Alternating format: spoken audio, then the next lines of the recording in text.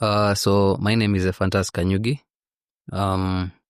I studied economics and finance in school. I am 30 years old, of age. Really liked the fact that if I did a course in finance, it felt like it was the best way to kind of find jobs, because at the time it wasn't very, things like IT were not very, prevalent and everything. I really liked computers, but, you're kind of trying to look at the landscape and you see, hey, maybe pursuing finance would give me better options.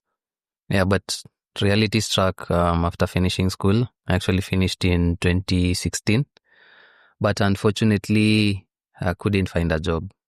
Most of the traditional jobs, we found that you couldn't find traditional jobs because a lot of the old people, people have been graduating since the 1960s, and there's a finite number of jobs. So those people are still there, and every year there are new people who are graduating. So it's kind of like the job opportunities have really shrinked unless you know someone, or, there's a way to get or there's a new company that's registering, but ideally you just need to know someone to get a job. So it was really tough because we come from, a humble background. So we don't really have someone who can hold your hand and help you find a job. So ideally did some, just manual jobs, just looking for things to do. I actually used to sell clothes in the streets. I'm not sure if you've seen the vendors in the streets. Yes, yeah. So there's a time I did that. At another time we were subcontracted by Coca-Cola to kind of, go stand with sodas in bags, and then you kind of try to sell them off to people. At some point, we actually had animals at home. So at some point, I was actually taking care of the animals and then getting a small cut from that. But I think it was so I did that for 2 years, just doing, simple jobs here and there, trying to get some money. But then in 2018, a friend of mine came and said that he was working for a company. And the qualification that they had was you just needed to be really good at analytical thinking and then also be very good with your computer skills. And so I applied and I was called for the interview. The company was CloudFactory. So we went, did the test. I actually went the first time, did a test. I think I actually got a 40%. So I just left, never checked my emails. I just knew I had failed. But apparently the pass mark for that specific project, because it was very technical, I think the pass mark was 30%. But then I saw the email way after. And so tried to let them know that, hey, I had passed. You communicated that I should come, but I didn't get the opportunity. And then they had another opening later on, and that's when I was called. And then once we did the assessment again, passed, and that's when I was onboarded into CloudFactory. Yeah, that's how I got into the AI space. There we mostly did, data annotation jobs. Things like LiDAR technology and things of that nature. Sorry, I've already run very far ahead, but I think that's basically about me, I think. Yeah, but I think it's also really good to also hear your background and where you come from, and also how you in the end came up with the data work topic. Yeah. So can you tell me about the data work that you were doing by then? CloudFactory was okay. I could say the work was okay. The issue was the structure of work. So we used to work in shifts. So it was an 8-hour shift, but it was split into 2. So it was a 4-hour shift, 4-hour shift. So when I say I had one shift, it meant that I was only working for 4 hours. And then if I was working for 8 hours, it was a 2-hour shift. So what would happen is people would get onboarded based on the availability of the project. So at times we had projects where we only worked for 1 week. It was probably a pilot for a client as they're just trying to test the services. It could be a short-term project where the client has data that they just need annotation for about a week or so, or a month or 2 months. But then there were long-term projects, like the LiDAR project where we were developing like self-driving cars. It was a big project that took years. So for the shift, you would find that maybe in the morning I would be working on the LiDAR project, and then in the afternoon I had a different project. So what we found is that it gave a lot of exposure, where we were working with images, we were working with videos, we were working with maps, like the I don't know what it's called, like the geomaps. We were working with the geomaps, we were doing like the projects, we were doing all these things, and it's all sorts of things. We were doing transcription, and it's where every client has a specific thing they're trying to create an AI system for, and therefore they have their own set of rules about how to go about the annotation process. Yeah. And so you were working for this company. Were you employed, or what was the relation with you and the company? Now, okay, before it was employment, we get a contract every month, we sign a contract every month, just paid just enough to not get to the tax bracket. We were responsible. So we were split into two. There was what was called the core team, and then there was us. So the worker was called the independent contractor. So you used to get a contract for an independent contractor. And then there was the core team, who are like permanent employees of the company. So the difference was that for the permanent employee, they got benefits. So they could get maternity leave, they had insurance, they were given, for example, pensions, they had bonuses for performance, they were given all the benefits. But then now, because I'm an independent contractor, I just get paid for the number of hours I work. But for example, if a lady wants to go on maternity leave, for example, they're just told you just go. And then when you come back, we'll see if we can find a slot for you. So you just left to go. Yeah. And now you're a member of the Data Laborers Association. So can you tell me how you came up with this association? Well, maybe a bit of backstory. So after CloudFactory, because I did that up to 2018, and then not 2020. I did it from 2018 to 2020, and then left CloudFactory, and then got into Remotasks, which I think they rebranded to Outlier, I believe, by Scale AI. And the platform was different in a sense, where theirs was more of platform-based work. So this was employment. You go to a physical location at CloudFactory. It's a stringent contract because it's a 1-month contract, but you're signing it every day for 3 years. So you can imagine. But then we get on to Remotask, and there it's more of, you just create a profile on the platform. They don't even give you a contract. You just sign, like you consent to the following, information, blah, blah, blah. And for them now it's similar to this, but then for this one, when it started, it was good.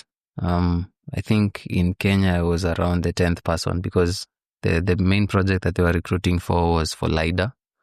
But the self-training wasn't sufficient to get somebody from zero knowledge to onboarding.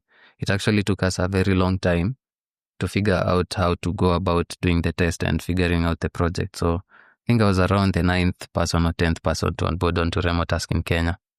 And remote means that you also were working from home?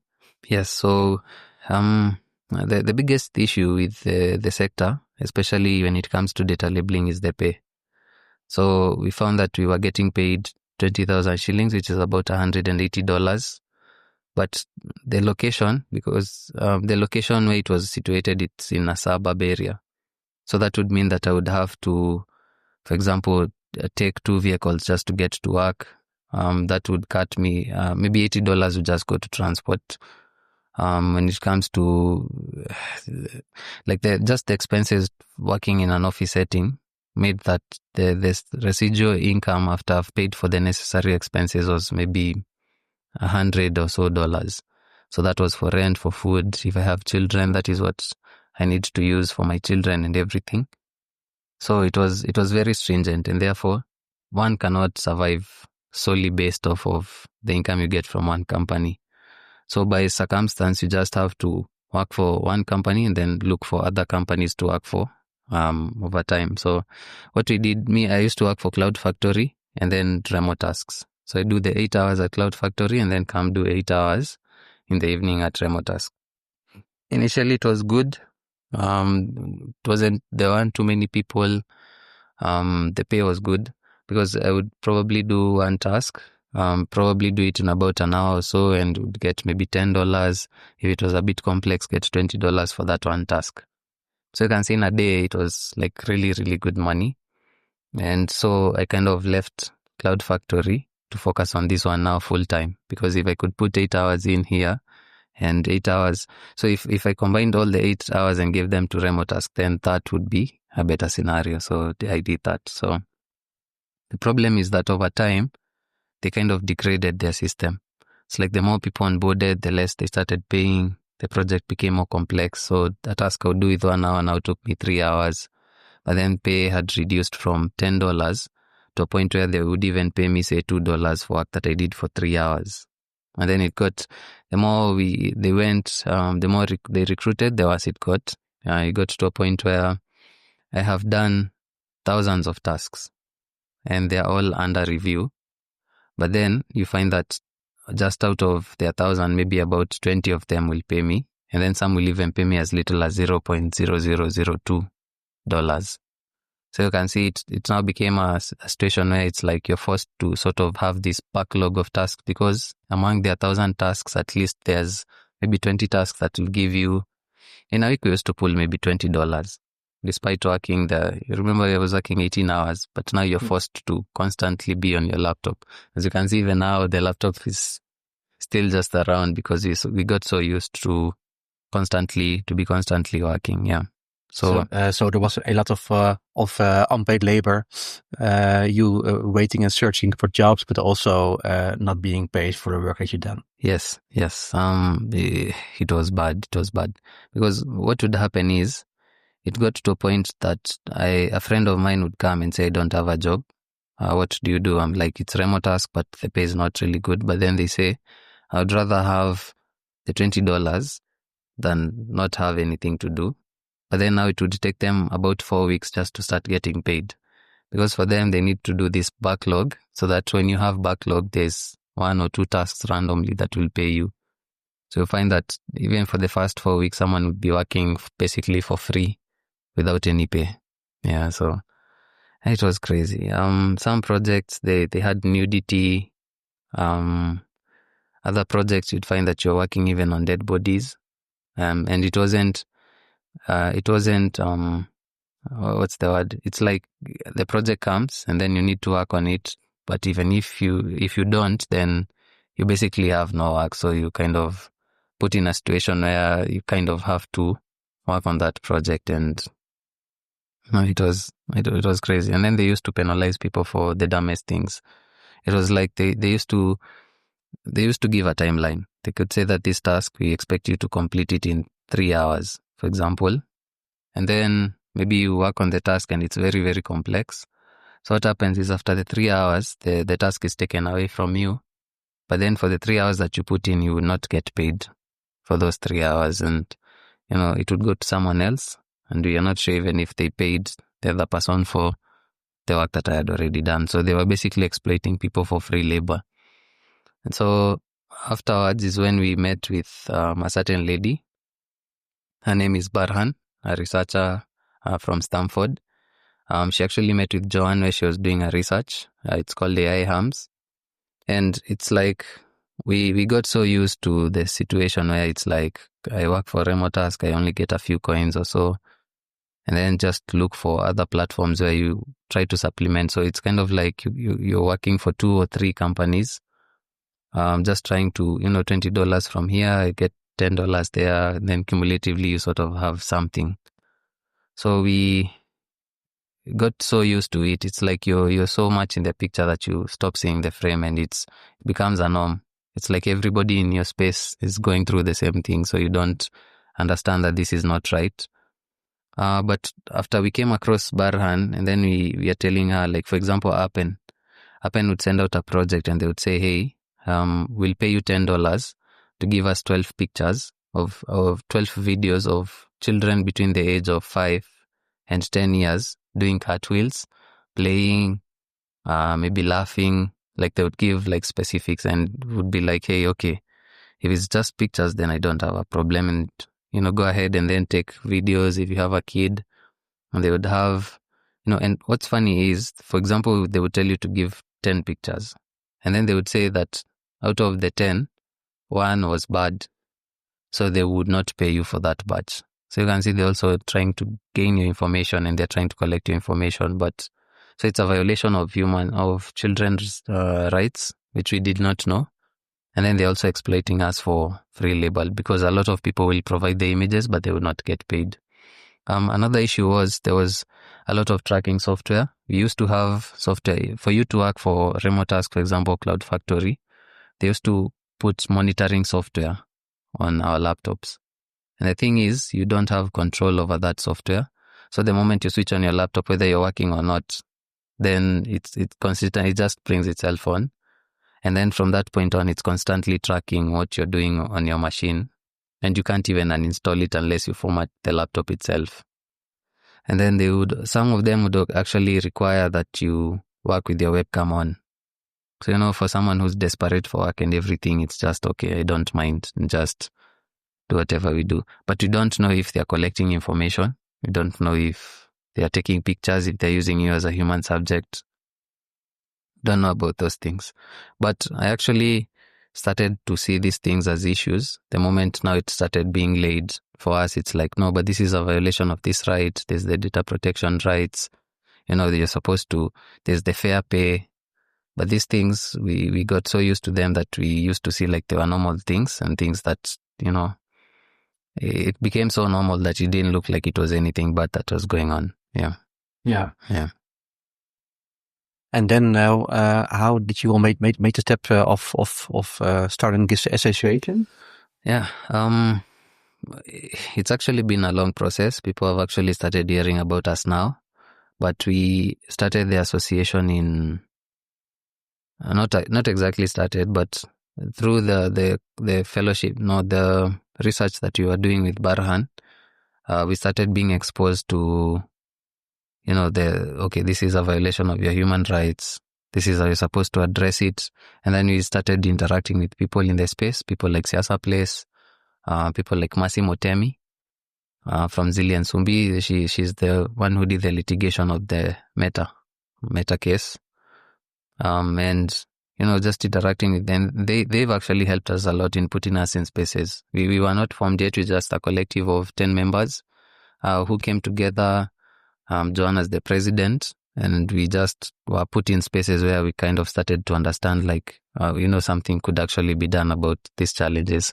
So we actually put into meetings and podcasts and not podcasts, but conferences and strategic meetings, just discussing issues in the sector since November of 2023. And we just, were trying to figure out okay, we do know about the collective of data labelers, but surprisingly, everybody in the space is only talking about content moderation, but they are a very small group in the totality of the people working in the digital space. So we wanted to formulate something for data labelers in general that encompassed all the other people who are not being talked about. Initially, we wanted to form a union and we actually went to the COTU offices, but there's a lot of politics in the space. It's very difficult just to get to register a union. So what makes it hard to register as a union? It's like, for example, we applied for a certificate, it was rejected. And then a lot of people who are knowledgeable about the space just told us that it would be a waste of time. Yeah, there's a lot of gatekeeping in the space. There's a lot of politics involved, and we actually had a conversation with someone, and they said that for us, it's funny that as Kenyans, when you talk about politics, it has a negative connotation, but it's what it means. It's like people want to be in political positions for the power, not the actual work. But we are worker-led association. Back then, it wasn't an association, and it's more of I have gone through things. I've gone through all these challenges, and for me, I want to find a solution to all these problems. So I don't really care whether I have a position or not. So we kind of found that we did not align with the current norm of the structures that were in place, and we were therefore trying to figure out what's the other best approach to kind of trying to help workers that didn't have a lot of, political connotation to it. And that's how we settled on forming an association. Yeah. And was it also maybe because also politics also really is in favor of getting jobs to Kenya, to Africa? Yeah. It's more of like the president, for example, said that the goal is to bring 1 million jobs to Kenya, but they are not like they are not fair. They are not like good jobs. It's like it doesn't matter what kind of jobs they are as long as they are jobs. So, for example, like when the Meta case was ruled that they could be convicted in Kenya, the president actually stood up and said that, hey, I'll make sure that I'll change the law to make sure that Samasos is not sued. But they were being sued for a violation of a human right. So it's kind of like trying to find a way where we could be able to, voice our opinions and talk about all these issues and all these things without being gagged and without having to go through someone to give you, like, hey, you need permission to talk about this thing or this other. So that's why we chose to go with an association. Yeah. So we actually applied for a registration certificate in December of 2024. It came through. I think we did the registration. It was in record time. I think maybe a week or so. We got our certificate and then did our official launch in, I think it was February of 2025. Yeah. Okay, and what does the association contain? So you mentioned before you're with a group of 10 people back then. So what is the structure of it, and what are the points that you're fighting for? Okay. So we the 10 members were collective, and they're very strategic members because all of them were trainers at some point at Remotasks. Okay. When we were trainers, we have to go back just to kind of explain why that is important. It got to a point where Remotasks started what they called trainer program. So that would entail where they were saying that they wanted to take people who would train other people to get on board onto the platform so that they could get to higher quality faster. But what would happen, we would onboard people for 2 weeks, then people would be allowed to start working by themselves by the 3rd week under monitoring. And then by the 4th week, now they start working by themselves. But you'll find that there was a lot of churn from the system where it's like you have a target of 100 people every week, but out of the 100 you had this week, 90 of them will drop off from the bootcamp because there was no pay. And so we would have to do recruitment all over again. And so for the 10 members, we tried to find the strategic trainers who are passionate about this making change. And it's because each of the members has thousands of emails of people who went through their bootcamps. And in testament to so, like currently, we have around 800 members of the association, despite only launching in February of 2025. Yeah. So we have strategic members in other companies. So we have someone who's at Summer, for example. You have someone who's at CloudFactory, and that's just to help with, organizing and things of that nature. Yeah. And the people who are working for those companies, do they also share this information that they are a part of the association online, or so? So the people that work for the platform companies that are a member of your association, are they afraid of repercussions of the platforms where they're also working for? Yeah, we actually have one person who was targeted for actually speaking up at the company. And it was because, it's like you're not paying people, but you keep insisting that we, as trainers, we lie to the people that pay will come. So the person actually spoke up, and all of a sudden the person was the best performer, but all of a sudden they start bad grading, you're called for coaching, and you're told that you're not performing and everything. So it's very systemic. It's like they say you have bad quality for like a month or so, and then they kind of sack you from your job, or they intimidate you for just being a part of the association. And I think it's why also the union conversation is very difficult to have, because it's kind of, when you're a member of a union, it's kind of you're declaring yourself as a member of a union.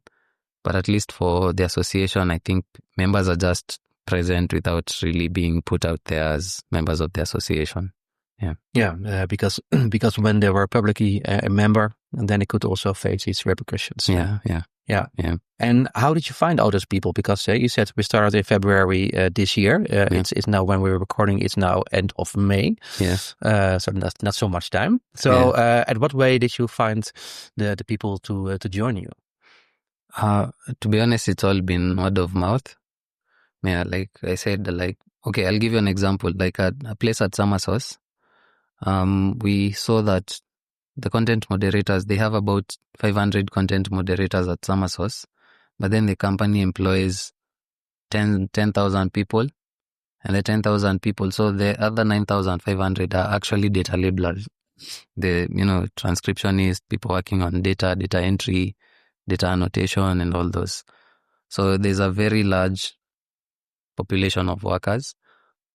And so it's been very easy, because you find that we actually haven't started doing any active campaigning for joining. And funny enough, we still find that the numbers are consistently growing, even as it's just growing organically. Yeah. Okay, that's really good to hear. And what are the main points on your agenda? So the first one, we want to do community. Okay, so the first one is policy and advocacy. So we basically are involved in conversations. We actually won a policy hackathon, where we come up with an idea on how you feel that you can impact policy to create positive impact. And we know that we are actively in conversation with people trying to change the laws to make sure that this conversation is being heard at the government level and everything, but it's very slow. So we actually won the policy where we said we wanted to create a code of conduct that we wanted to draft with the workers, and also with members of the government. Like the Ministry of Labor is already on board. We have the Ministry of ICT, which hosted the policy hackathon, for example. And then we want to engage the body responsible for human rights in Kenya. So if we can be able to create a code of conduct, and also the employer as well, and then we can try to, talk to the employers to see if they can adopt the code of conduct where we're saying pay people fairly. We're not talking about the Philippines are being paid $50, you're only paying $1. We're not saying pay them $15, but at least give them something that would bring them to the minimum wage for, the Kenyan person. If it's in terms of like the human rights, like just treat people decently. Why not offer maternity leave, for example? Because as it stands right now, even if I wanted to go on leave, I can't go. I do have leave days, but then they'll dictate when I go on leave. Or I can be on leave and I'll be told, hey, come back to work or you'll get fired. So it's just, we want to come up with collectives that we feel that can be adopted as we wait for the actual law to be instated. The second one is on mental health. So we want to do mental health workshops, where we want to pay for practitioners, and then the workers themselves can be offered the practitioners from the data labelers as a service for free. So if you feel like you need any mental help or any mental support, then you can just come and we can provide the counseling for you free of charge. The third one was on upskilling. So we wanted to find ways where we can upgrade. Because, for example, somebody who's done data annotation actively, if you look at something like data analysis, you're basically doing all the work apart from the actual analysis, the preparation, the cleaning, the preparing the data and all that process. So just the upskilling to this new skill is very easy for us, and we're trying to find partners who can help us with that. Luckily, we do have people in the space, someone like the PLP project, the Powerland project, who are already doing that with the Microsoft, for example, and we are trying to benchmark with them just to see how they do their own thing. And then finally, we want to do civic education and community building, where we bring people You see, like how, for example, me, I thought it was normal just to be in the space and not be paid, not to work with the contract, work on this bad content and do all these things. But I did not know that it was not right. So if we can also do civic education where we can empower people to know that, hey, this is not right, then we hope that we can also, other than just the associations and the unions, workers themselves can also stand up and, speak up against the injustices that are happening in the companies. Yeah. Yeah. Yeah.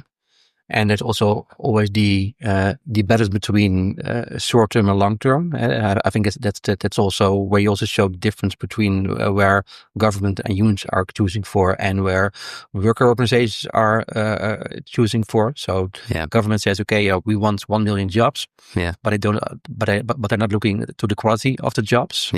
And they say, okay, but a poor job is better than no job. At the other side, you also have a generation that you really want to facilitate with exploiting their opportunities on the long term. So this is also a kind of dilemma in short and long term. Although after some conversations, I think the dilemma is less dilemma than I thought a couple of weeks before. So how do you look to this discussion? I think first it would start with just the basic, because there are things that can be, instituted or taken care of without necessarily having it being, because in short term, if, for example, we tried to institute, for example, pay for overtime, or if you won't pay me for overtime, let me just work the 8 hours and whatever I provide is okay, but not threatening, sacking me because I didn't work extra hours without pay. So there are things such as the working conditions, for example, that is very simple. It's just human decency from the employer side. And it's about also, educating the workers, for example, which we've been trying to be actively doing, having conversations with people. Because what we find is that there's more conversation around the spaces. You find that there's a spark of conversation among the group in the WhatsApp, for example, or someone spoke up and the other people, protected the person. And so for that, it's more of, if we can get the basic, human decency in the workplaces, then that would be good. But then now when it comes to now the structures, then that's where we would look at, situations like, for example, the regulations that dictate, hey, by the way, if you're in Kenya, this is the minimum wage, for example. So if you want to pay people, this is the least amount that you can pay. But I think that would be a conversation that would take a bit longer, to have that kind of conversation. Yeah, so I say it's also a combination of also short and long term topics and actions. Yes, where you say, okay, so in the end, even precarious work, every worker deserves basic human rights or basic rights, which are being paid for the time that you're working. Also, have a kind of a governance structure where you can also complain or ask without the fear of being kicked out. Yes. And these kind of things. And those things I don't think would take time. It's something that can be quickly instituted and enforced. Without necessarily having to change the law or things of that nature. And we also think because there's also a big lobby. So of course every stakeholder is lobbying because everybody is trying to defend their rights, and sometimes, or many times, there's of course a conflict in those interests. What you also see is that the companies, they're really using special words. So I think wording is also really important. Even in your introduction, you said, okay, we're doing AI, we're working AI, but in the end, it's labeling data, which then in the end being used to AI. In Netherlands, there's also a big platform for data labeling, and last week there was a big article in a Dutch newspaper where they said, it's the Netherlands' biggest AI company. And they said, no, they're maybe a temp agency or whatever, or a business process organization, but they're not a AI company. And also within this regulation, you also hear a lot about, we need to have new regulation because this is new.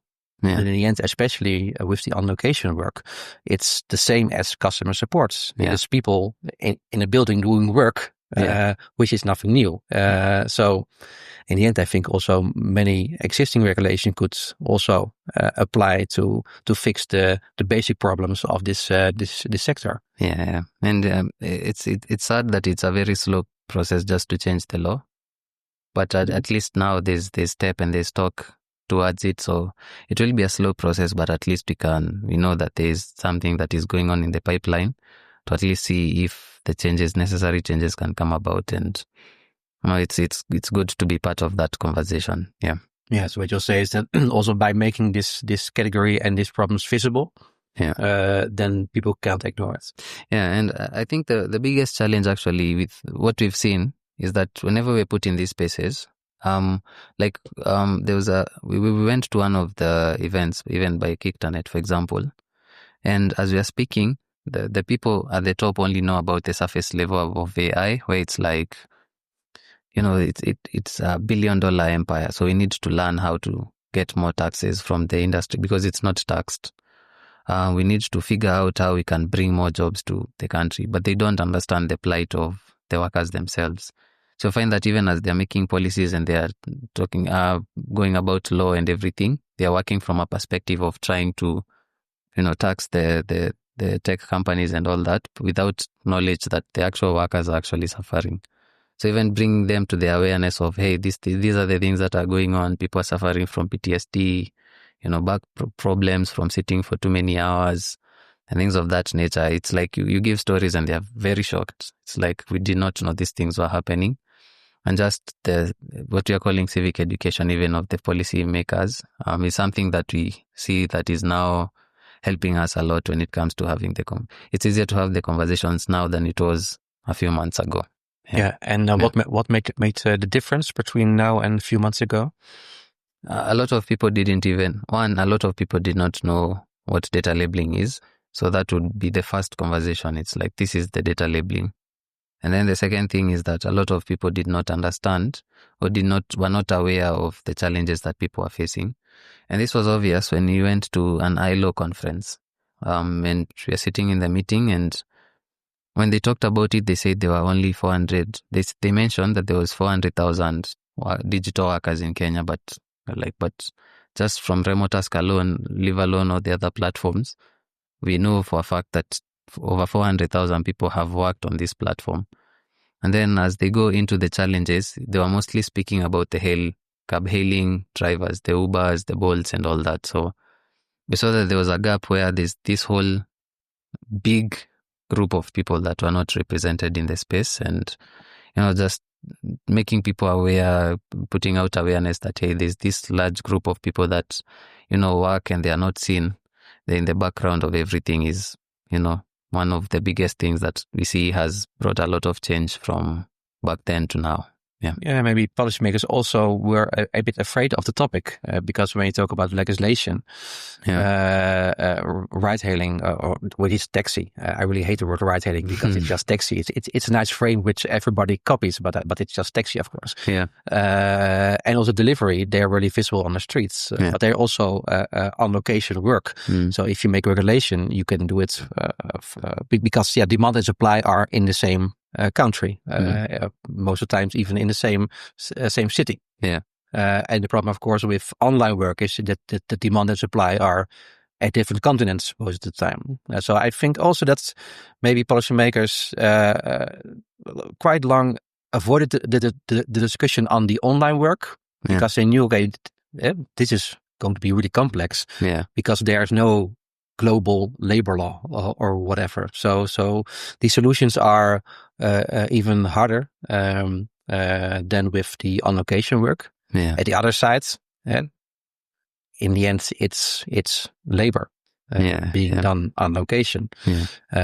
So that also can be the excuse of saying, okay, it's complex and maybe we need to wait for 5 years before we know what we need to do. Yeah, and I think it's why for us we try to be creative in the space, and it's why we, for example, are trying to come up with a code of conduct, because if we can get a few employers to adopt it, for example, we feel that it can be something that can be able to push to other employers, just because if we did have CloudFactory, for example, since I joined in 2018 and since 2016 has consistently given a 1-month contract.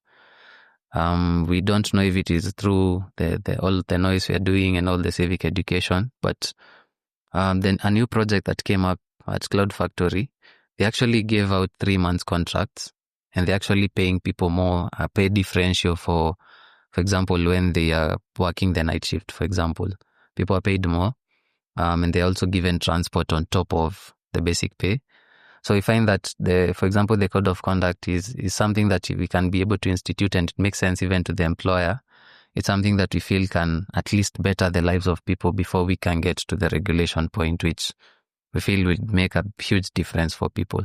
Because a lot of people, despite saying, okay, you increased your rate from 1.3 to 2.4, it's not such a big difference.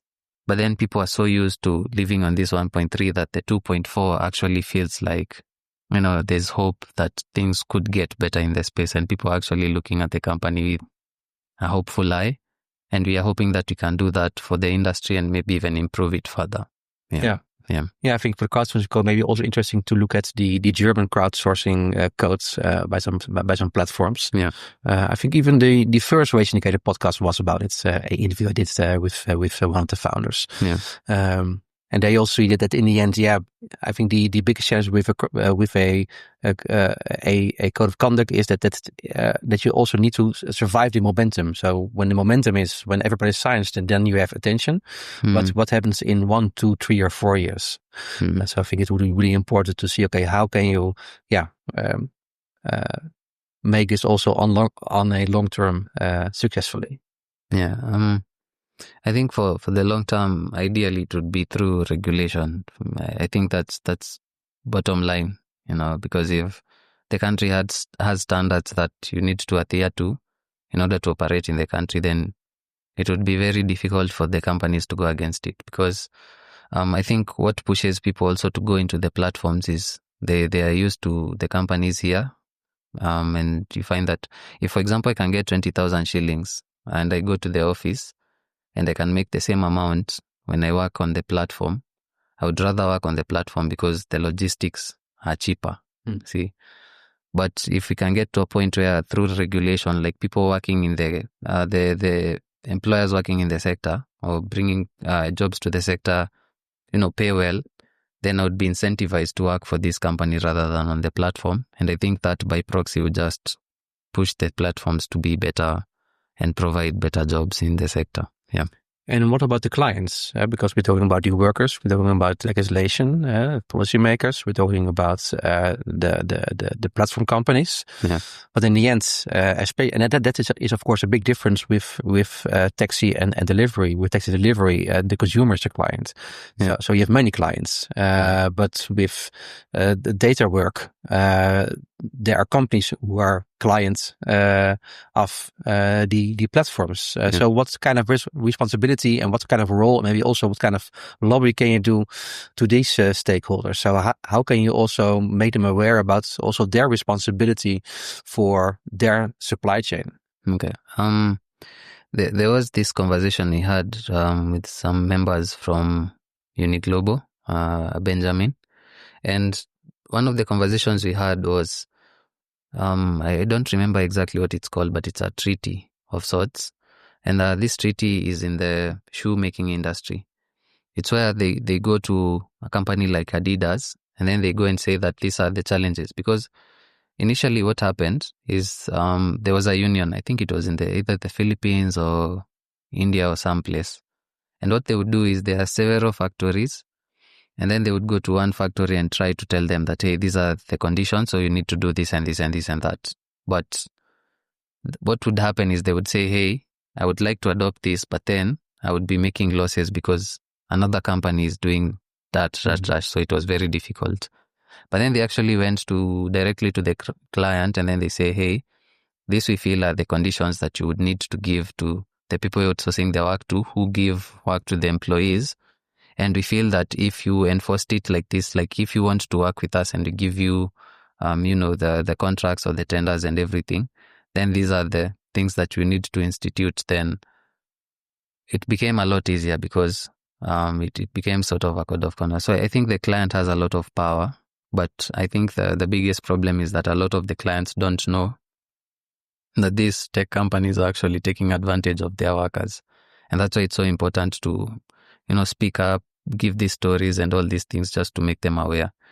There was actually the research that was done by 60 Minutes. They actually said that the tech companies paid $12 per hour. But then here in Kenya, the employees paid at $1 per hour.